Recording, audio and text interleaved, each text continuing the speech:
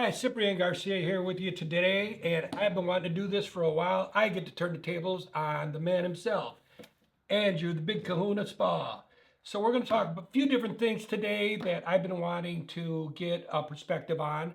But first of all, Andrew, why don't you give me a little backstory on yourself. Talk about your companies Okay, to this point. cool. The main one you're talking about is the OIB Kahuna brand. That's our main company. That is what oversees the beach lifestyle community brand that we started here called OIB Kahuna. We start off by doing a lot of videos for the local community just to kind of promote that we love where we live. And I grew up going to vacation here. And then that kind of turned into people start asking like, oh, hey, do you have, you probably should have a t-shirt or something like that. And I remember growing up and being like, oh man, I wanted a shirt from like Salty Surf Shop or somewhere that was specific to here, not just a Rusty or an O'Neill or whatever. And of course, you can buy like local Ocean Isle Beach shirts, and they're all just kind of the same. But I was like, what if we had something that was really just ours? So if you see someone out somewhere else wearing an OIB Kahuna shirt, you're like, oh, you're in the know in Ocean Isle Beach type of thing. So we started that. And then got our little surf shop here that you see. Yeah, it's a great little place here. Great little place. Inside of that, we operate Kahuna Photo. That's our real estate photography company. I actually started that before I ever started OIB Kahuna. Back then it was called Kahuna Drew Photography. And then, of course, once we started OIB Kahuna, that was the main LLC. So underneath it, it was all kind of co-branded with Kahuna Photo. Sure. And that helped out a lot in the community. People kind of associated both. We did some cross posting, and now that company, Kahuna Photo, has grown exponentially. Now we have a photographer in Wilmington. We have one that covers Wilmington, Leland. We of course have our team here, and we also have that we cover Myrtle Beach. And then now we just added a new team member in Charlotte, North Carolina. So I'm excited about that. Well, from my perspective, I think I've known you for a little while now, and had the good graces to become decent friends. Yeah. Neighbors, Yeah. And I think what impressed me the most is when I first met you is I think you had one photographer, Yeah. and we talked a lot. We talked about little things, and I've seen it grow. From my perspective, I've seen it grow to what it is now, and I think you stay pretty busy. Even I think the off season was a little bit. Well, you always have, and then now even it seems like you're staying going. Yeah, you have a dip. Real estate photography is cyclical, and especially being in like a touristy area. But across the board, at real estate sales, of course, we work on the listing and stuff. We photograph properties when they're going up for sale. We also do branding for agents, and then we do vacation rentals. So you kind of have that in the real estate photography area and Airbnbs. You have that real push at the first year. Like we're getting ready to come into a couple of months where we're going to start doing a lot of vacation rental photography. Sure. A lot of that listings will start to come up. People after the Christmas holiday are now like, oh, okay. They've been around viewing houses now. Sure. While they were sitting around. So now they're like, we want to see those houses. So some listings that were already sitting will start to get sold. You'll have new inventory come on the market that we'll photograph. Then summertime is usually what we call like listing season, especially in a touristy area where there's a beach, golf course, that type of stuff. It's kind of like selling a Jeep. You don't sell a Jeep in the winter, you sell it in the summer because everybody wants a Jeep in the summer. Everybody wants a beach house in the summer.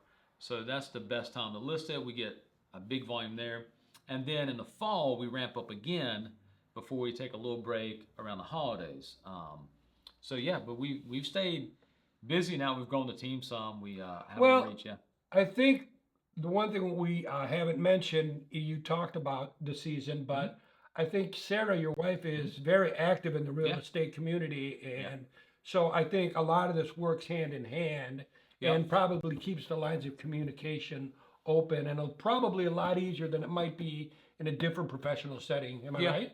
Well, I got very lucky with, first, my wife's a real estate agent. My father, my mother were real estate agents.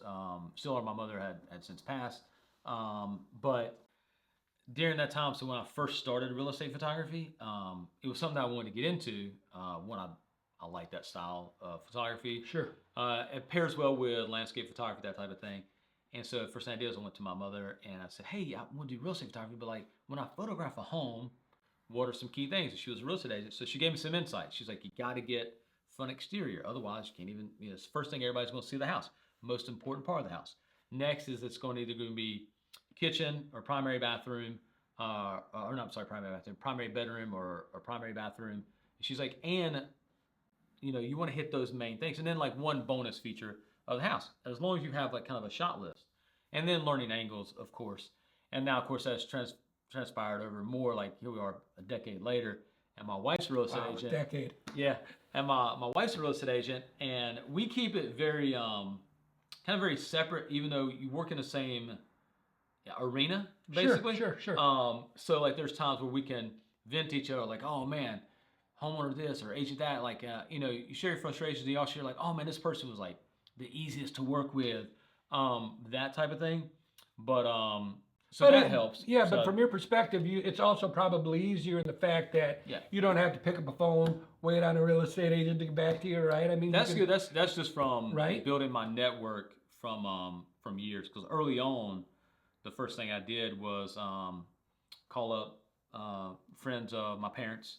I was like, hey, and this is before Sarah was. Yeah. Okay, So gotcha. this is I hadn't met Sarah yet. I was getting ready to, but we call up my parents' friends and say, hey, can we do this? And they're like, oh yeah, sure. And so then I reached out to the broker in charge at my dad's brokerage house, Coldwell Banker. Said, hey, can I come in for a meeting and talk about real estate photography? Because back then it wasn't as popular. And so I would go in and I would give them the spiel about how photography is important. And from that, you might get one person to use you. And that's all it takes is you get one person. And if you really treat them well, then next thing you know, they're going to tell someone else about it. And then you do the same thing. You want them to be, so when we have a client, whoever's using us, they're the most important thing to us at that time. And so when they reach out to us again, hey, I need help with this. Like, yeah, of course. You never let it falter. It's like having a friendship. You have friends, I have friends this day who are best friends who, even though I may not talk to him tomorrow or the next day, but I will touch base. I will check in, make sure make sure they're doing well, because your ultimate goal is for them to succeed. And so, and then of course now with like my wife being a real estate agent, the only way that we kind of merge that or work together with that is if I ask her for advice. I'm like, hey, do you think this photo over that photo, which one looks better, type of thing? And she's like, oh yeah, I don't, my clients prefer like this shots of the bathroom versus It's kind of this nice. She's angle. got the client perspective. Yeah, so that's good. And it's the same thing we ask other clients. But as far as like that goes, I've had people ask like, oh yeah, do y'all help each other out? I'm like, treat it like the way we so we used to play, and we still do sometimes, play doubles tennis together. And people are like, how do y'all do so well together? Because a lot of times couples and playing tennis together, if they're doubles, they end up not playing together for very long because they they just argue or whatever. And they're all like, but y'all still, how do you do that? And I would always look kind of confused and be like, what do you mean how do you do that?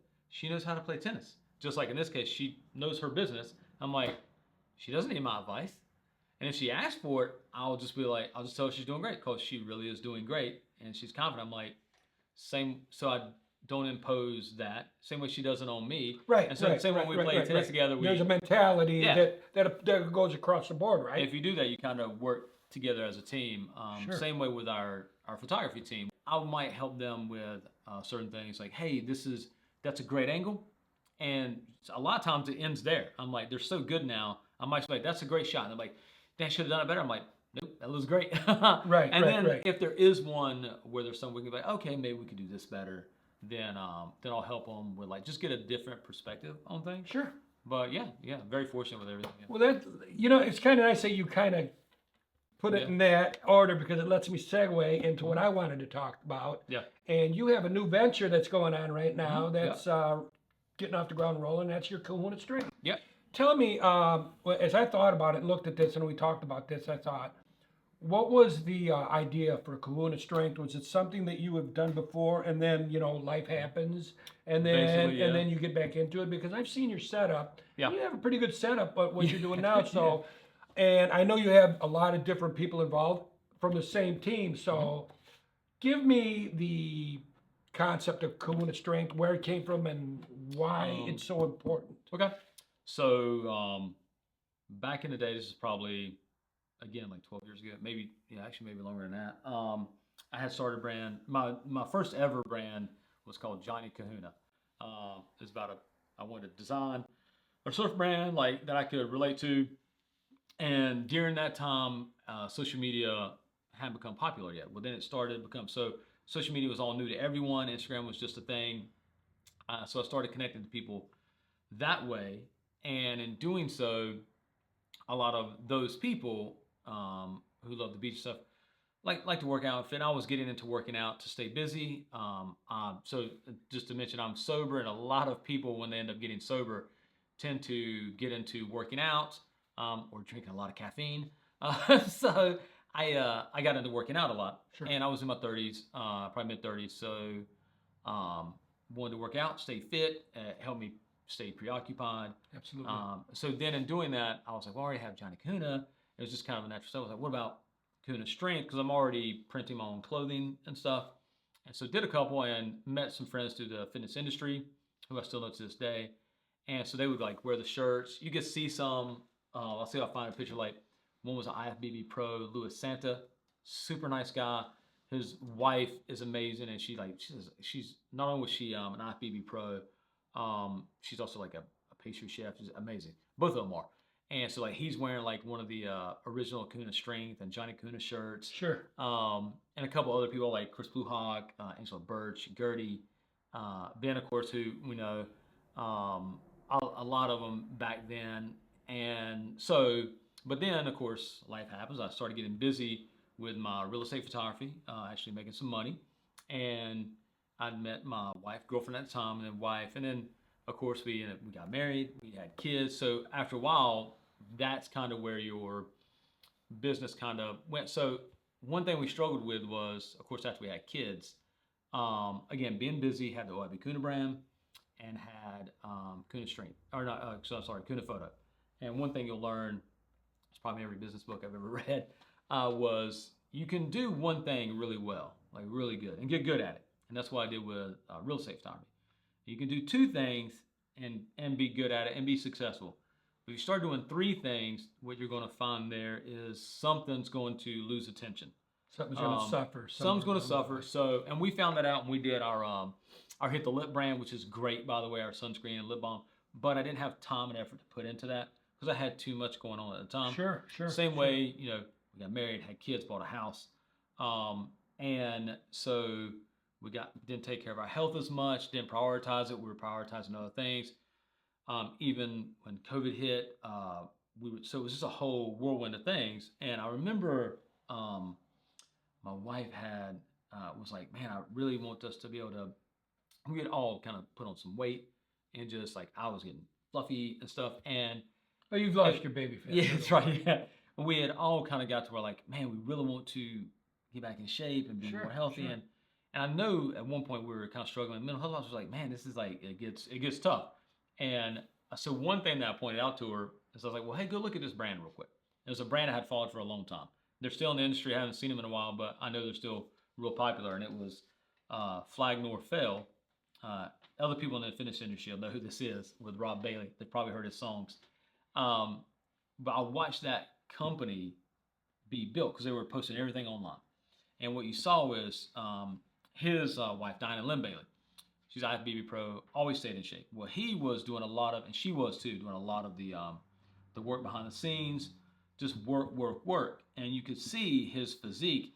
He started to get a little puffy, a little out of shape, he wasn't sleeping much. But he was posting everything he was doing to show you, hey, this is how hard it is to start a business, to run a brand. And I told her, I said, look, so you see these people here? I said, look right now, he's posting this live. Like, this is how hard it is. I was like, and we literally watched that after we had kids and stuff. They were already on the comeback trail. They had got their business established. So I showed her older videos. I was like, now look at him now. Here he is 5 years later. And now that he has his systems in place, he's got everything running. Now he's got time and effort to go back and get in shape. So I told her, I was like, we're not going to lose anything. We're building our businesses now so that, and we'll have to suffer a lack of sleep. Same way like having kids, like we'll have a lack of sleep, man. We're not going to be able to do as much. You just do, and that's for everybody. It's like, do what you can and don't be too hard on yourself. And then lo and behold, now we're back at it.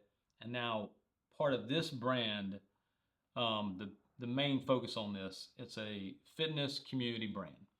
Our main goal is for people our age, roughly, and younger people too, who are busy. Basically, when you find yourself like, man, I'm so busy, I'm overwhelmed with, I'm taking 5 college classes, or I'm a 45-year-old male who's running a business, and I'm older than 45, but or I'm a mother of 2 kids who is busy in real estate, or I'm a mother of 2 boys who's working for a law firm, or whatever it may be. You're just busy, and you're like, but I want to stay healthy and stuff. Sure. This is for you. Is to like you have a resource to come to, Right. ask questions, say, hey, how, and not just help you with your mental health. Like, hey, man, don't stress it so much. Just do what you can. If it's today, I'm going to go out for a walk. That's it. And you say, well, today I didn't do much. I just walked to the end of the driveway, checked the mail, and came back. That's all you had time to do. But you took steps, right? Yeah. It's like the kind of like the Army philosophy. Yeah. You know, if you do one thing Yeah. at all, get up and make your bed. Yeah, You know, exactly, and it starts with the victory. Yeah. And if you saw me chuckle a little bit when you talked about the age groups, that we didn't say anything about the over 60 crowd, Yeah. which I'm sure we're getting. But Yeah. where I wanted to go down this road, because you mentioned it, is I think the biggest challenge is, and you might want to talk about this because I think about this a lot. Mhm. How much of it do people talk to you about struggling, getting started, and Yeah. how much do you talk about the mental aspect of it Yeah. and the programming part of it, Yeah. and keep that ball rolling? Because a lot of it is mental, right? Yeah. You know, it's easy to say, well, at the beginning of the year, I'm going to do, it's New Year's resolution, I'm going to do this and that, and we see what happens. Yeah. How much do you get away from that mentality of the resolution part of it? And I'm not saying that that's a bad thing. I'm just mean and say, okay, it is a programming thing. It's Yeah. a mental thing for the physical thing. Yeah, that's very true. And one of our co-founders, which is Destiny, she's 20 years old, and she's one of the members of the LLC for Kahuna Strength. Sure. And so that's one thing she talks about is like with working out. She does working out. The biggest reason she started exercising was for her mental health. She's like, I just want to go in there, not think about schoolwork, not think about work. Just I want to exercise. I think that's the beauty of it. Yeah. And then feel better. And you have other people who have other goals, like I want to work out because I want to build my body to be a certain way, or I want to be able to live long enough to play well with my kids, or whatever it may be. Or from my perspective, remember you and I sat down and talked about this, and I told you I wanted to, as I get older, I think I'm not going to divulge my age. I'm over 60. But you and I talked about that, and I said one of my goals was. I'm going to divulge my age. This is the way. It's not. He's 206 years old. And don't. Yeah. So seriously, there was a reason behind that, and it's not vanity. Yeah. But I could feel the losing of the strength. So you and I talked a little bit about that, and and I said I wanted to build the strength back up, and so I think when you talked about, like with Destiny, I wanted to do this, whether it was a stress reliever or not. Yeah. And it is, but what you find for Deb and I, the walking part. Yeah. Exactly. Yeah. We talked about the programming. We don't say anything. In the morning, our shoes are on and we're out the door. Yeah. Because the minute you start, thinking about it and talking about it, you can talk yourself out of anything. Yeah. Oh yeah. Right? Yeah, that's true. Yeah. So that's what made me think about how do you deal with people that are, that come to you, or do you even have people that come to you and say, I have trouble getting started and we staying have those motivated? everyone. Yeah, everyone. We just did a podcast about I think that's when I had my wife on, me, Sarah, and Ben, and that podcast was about how hard it is and how we all get to that point where it's like to just kind of keep going, because like Ben's worked out pretty steadily for 30 years, and we're like, how have you ran into these roadblocks where you're like, I just don't feel like. Yes. And so for him, his answer was, he goes, yes. He goes, I have. He goes, but he has made it such a routine for him that if he doesn't do it, his day's shot. He joked about me the other day. We had him stay up too late for a podcast, and so the next morning he ended up sleeping in and missed his workout, and he blamed me for it. And I was like, whatever. Anyway, but like, so we had Sarah on. So Sarah, as you know, had my wife had. She's like. Talked about running a half marathon with my sister-in-law. Next thing you know, she's out. She was like, got in her mind, like started researching how to train for a half marathon. Sure. Started running half marathon. I documented. She was like, badass. And she did. Well, after she completed the half marathon, one of the roadblocks she ran into, she was like, now what? I've done the thing. Like, what if you work out and you're like, I like my body, I like where I got, or I like how I feel. Now what? Like, do I just keep going until I go no more? And it's one of those where it's like, and Ben had pointed out, and so what Sarah had found on her own was like, yeah, she's like, it's okay to feel probably a little complacent at times, but then you will eventually have that desire in the back of your brain, kind of gnawing at you, like, don't you need to be doing something? And we try to suppress it a lot of times, and it's so easy just to be like, why don't we just let it in and be like, yeah, let's go do something. So she's like, you know what I did after a couple weeks, I decided, well, I'll just go run another like lap around the block. And the next thing I know, she wanted to do it more, and then she wanted to work out some more. And it's one of those where it's like, we mentioned Evan with push-ups for Parkinson's, by the way. So like, and that was a good point I wanted to make about that. Yeah, one thing with him, he's like, just drop down and do a push-up, and we work within physical handicaps too. So it's like we have a lot of people who are like, hey, I can't do this exercise because of knee pain or shoulder pain. And there's alternatives to these type of things, because as long as a moving body is a better body. Body in motion tends to stay in motion. Yeah, right? As long as you can do a little something. So it's one of those where like when you get to that point of it's like, how do you stay motivated? You do that. You reach out to someone and you say, hey, I don't feel motivated. That's the first step. Like we have people who are like, how do you stay motivated? I'm like, you're doing the right thing just by asking. As long as you ask. And they've acknowledged it, right? You're like, yeah, how do I stay motivated? Like, oh, well, first you ask. That's great. Yeah, absolutely. Next up, let's figure out how long. Absolutely. Why don't we just go for a little walk action? Maybe, do that. Like, okay, cool. Like, can you do a body weight squat? Like, just do that, maybe. And you find out what they can do, and then you build upon that. And then you find out, like, so we have a workout that goes out in our email blast. And so it has options. It says, like, this workout will take about 45 minutes. Because it's adequate rest periods that are pretty lenient. But we're like, if you want to do it the way, like, I do it, or the way Ben does it, the way my wife does it. Or the programming we came up with together for me. Yeah, exactly. Shorten your rest periods, and now your workout's 20 minutes. You know what I mean? Ben, you've seen Ben. I'll throw up a picture in this so that everybody can see Ben. And you'll see him. He sends me his workouts. His workouts are 15 to 20 minutes. That's it. Wow. He does. That's pretty amazing. He strives having seen him. Yeah, he strives for, and that's just how it compounds over time. He strives for 5 workouts a week, but he's like, if I can't, as long as I get 4, he's good. So I'm like, okay, my workouts right now are 3 days a week. And then if I get that 4th one, which is what I'm aiming for usually, and that's usually because after the 3rd one, I'm like, I want to add a little extra something today, something like, because I like the little, what I call the vanity workouts, like the arm workout or something like that. Then I'll add that in. You know what I mean? So, yeah. Well, it's interesting because we both have somebody, we both know, John Ware. Yeah. And the same philosophy, he and I talk a lot about this, and it's how he approaches, the guitar and how you should approach it. And he goes, when you play, you always want to get something in a day. You always want to chip away, whether it's 15 minutes, whether it's your drills, or whether it's your songs, or whether you want to just have fun. He said, he goes, you talk to any bodybuilder. He goes, they don't say to you, well, I'm going to wait till like 2 Saturdays, and I'm going to work out for 8 straight hours. It'll be fine. It just doesn't work that way. And I think the one thing that, for me, was I wanted to do, one of my goals was, and I think it's important to have goals, right?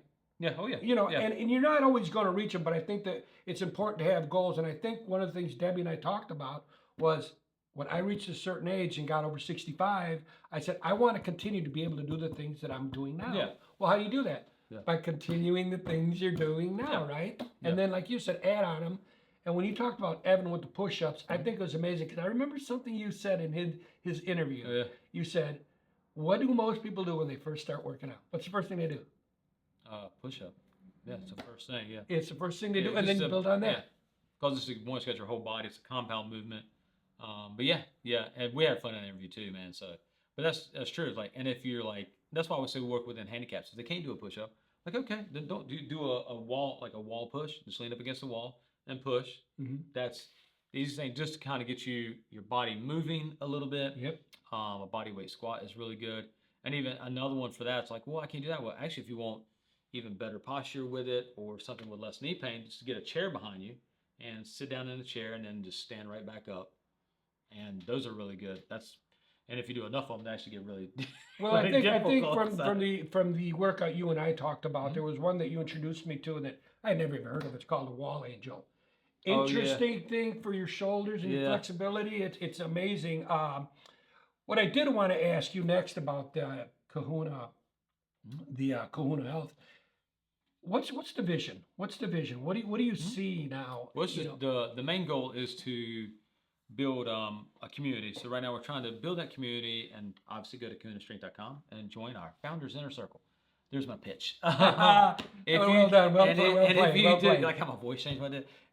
If you do, you'll also get our weekly emails. It'll have what we call the Kahuna Reset, which is just a basic workout. We have it split up into men's and women's, but you can choose whichever one you want to do, obviously. And it's real basic, easy, and you can cut out exercises. Well, I say do whatever's safe. And then in the middle of the week, there's a meal of the day meal of the day, like a quick 20-minute meal with like recipes of stuff you already have that you can kind of make in your house. Just so you have like one meal. You're like, hey, this week I had one meal that I made super easy and it was healthy.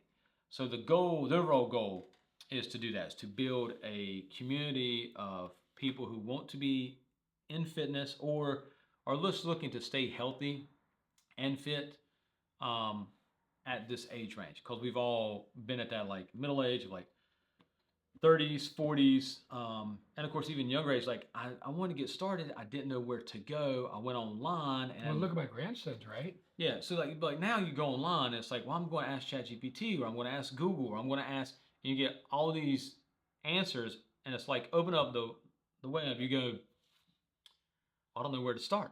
Well, instead, all you gotta do is just go to kahunastrength.com, join our list, and then you can email us back and email us with a question. Well, and Dave, we'll answer. I'm glad you brought that up because that was one of the things I was noticing. And I noticed I wanted to, compliment the fact that you talk about meal options. Mhm. I'm not sure how you came up with the different ideas. I don't know if you use a certain amount of protein, this and that. Yeah, But I also noticed when I was looking at it, the word reset. yeah. And I think you said we responded, Mhm. and I think so. You must be getting some feedback from people that Yeah. are saying, okay. And what kind of responses are you getting? Are you Well, we were asking. or is just, am I Yeah, just this was with the workout. So we sound the Kahuna Reset, and one of the things, which is great, because then if someone asks a question, it means they've actually used it and been like, oh, hey, Exactly. this is missing. Exactly. And I think it was in the women's workout. We noticed that it was supposed to be 3 days a week, and we had day 1, day 2, and we're supposed to mention that you cycle through and repeat day 1, and so it's kind of like an ongoing process. So they mentioned like, and we didn't put that in there, so they needed clarification.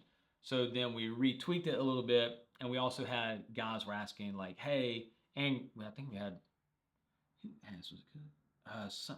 One of the ladies asked about like, hey, it's not like super arm heavy for the women, but obviously they're like, we want to be fit too. Sure. And your compound movements are going to be your main things that are going to do that.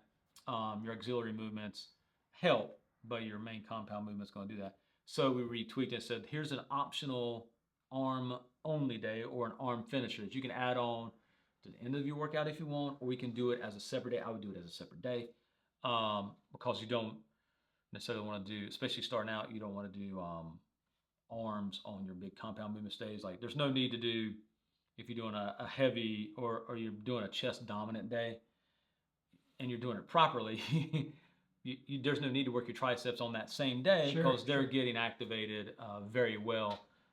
Same way with, and I mentioned before, I'm like, as long as you focus on the compound movements, you can add in these little auxiliary isolation movements later.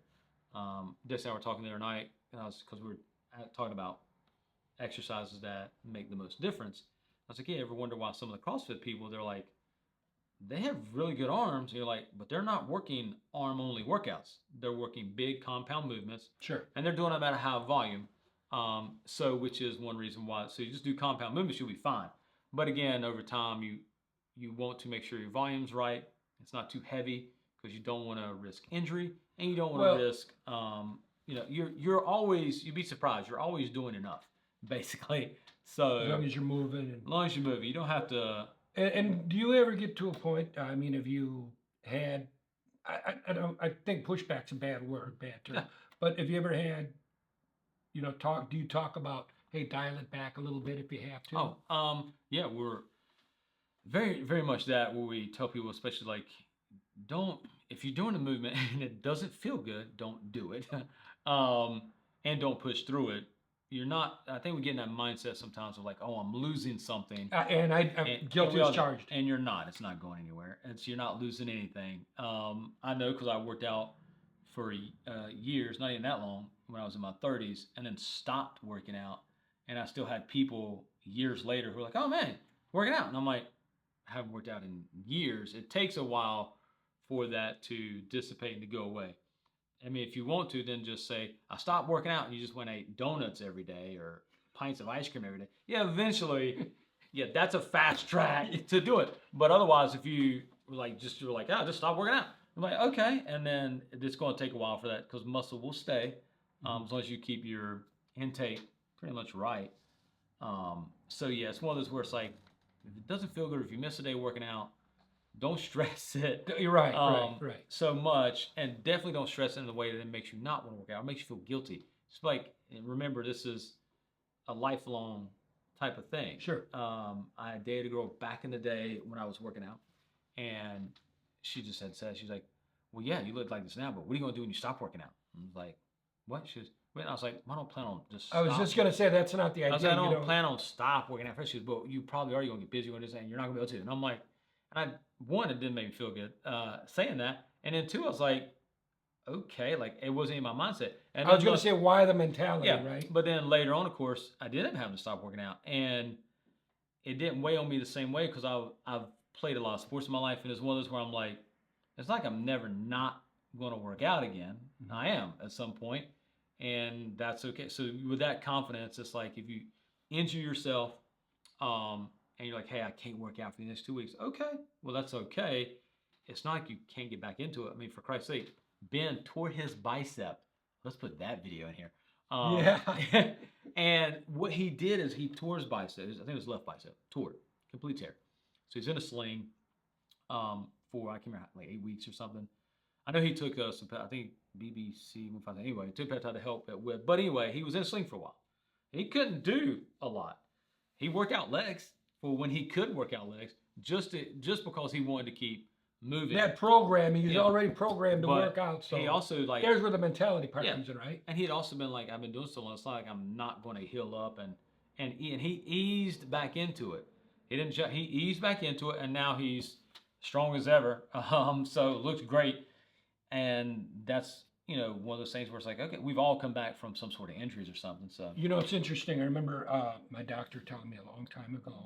We were talking about different things, and I don't even remember what the subject was, but it was something along the lines of working out. And he said, it's okay to fall off. Yeah, it's okay to fall off. And he goes, even try to have a mindset about that. He goes, if you're on vacation, it was a diet. He was talking about diet. Oh, yeah. He goes, if you're on vacation, it's okay to fall off your diet. Yeah. If you take a week off work, he goes, but somewhere you have to develop, and this is where it all goes back to the mentality part, right? Mm-hmm. He goes, you got to have the discipline to get back on your horse and ride. Yeah. And he goes, and that's okay. I knew a guy, I saw a story where a guy had done P90 Action, Insanity, and all that. Yeah. And he had lost like 300 pounds. Guy looked fantastic. Yeah. And he said what he does is he says once a month, he just lets himself go. Yeah. He says, but I have to have the discipline, which I want to get into one before we start wrapping this all up. I want to ask you a little bit, and for those of you who don't know, we have Destiny off to the side here.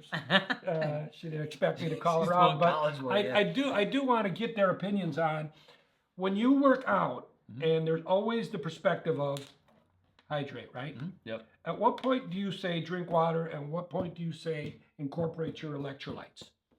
Oh well, you gotta get electrolytes, but your biggest thing is so electrolytes are there and they help you with hydration.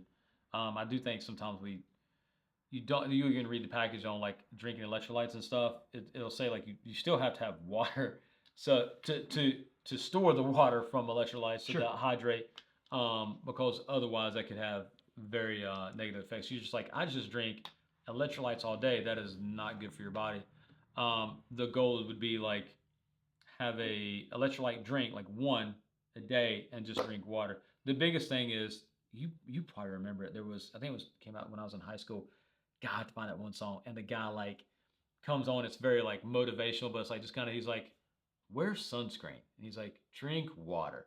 And I had to find that song because it sounds so bland. It got so popular. But then if you look at the song, he's literally telling you like things to do healthy. And I remember people in high school like, "This song's so cool," and I'm like, this is just like a motivational song. And the guy's literally telling you like, always wear sunscreen, which is obviously important, especially not just at the beach, but anywhere, cause UV rays. Certain brilliance and simplicity, right? Yeah, and then it was like, and hydrate, and it's so funny that is key is hydration. And as we get older, it's easier for us to get dehydrated. So, and you'll know it like once you realize some of the little signs. You really do. You kind of know, but yeah, I mean, my doctor's always like hydrate. And you do. I look, it's like haven't. Boy, I better chug this. Well, it's interesting because a lot of times you say, "Yeah, I'm gonna drink a lot of water and I'm gonna hydrate," but you never really drink as much as you say you're going to or you do. So you got another part of the programming. I guess we're gonna wrap this up. But one of the things I want to talk about that you didn't bring up, along with everything that goes on in the Kahuna world. Do you see the mini concerts carrying on a little bit?